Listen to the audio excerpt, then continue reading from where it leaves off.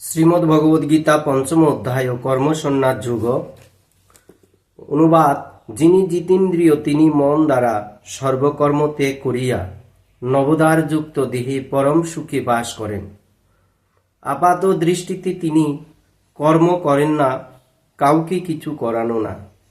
অনুবাদ: ভগবান জীবের কর্তব্য সৃষ্টি করেন না, কর্মের ফলও সৃষ্টি করেন না।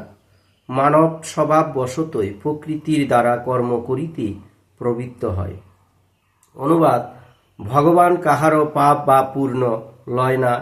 অজ্ঞানের দ্বারা জ্ঞান আবৃত থাকায় জীব মোহগ্রস্ত হয়। অনুবাদ: যাহাদের জ্ঞানের উদয় হওয়ার অজ্ঞানতা নষ্ট হইয়াছে, তাহাদের জ্ঞান সূর্যের ন্যায় পরম বস্তুকে প্রকাশিত করে। অনুবাদ: যাহার বুদ্ধি ব্রহ্মনিষ্ঠ, পরম ব্রহ্মতে যাহার আত্মভাব ব্রহ্মনিষ্ঠ, ব্রহ্মপরায়ণ এবং জ্ঞানের ফলে সমস্ত পাপ ক্ষয় হইয়াছে, তাহারও আর পুনর্জন্ম হয় না। অনুবাদ: পণ্ডিতগণ বিদ্যা বিনয় গুণ সম্পন্ন ব্রাহ্মণ, গাভী, হস্তি, কুকুর, চণ্ডালী সমদর্শী হইয়া থাকেন।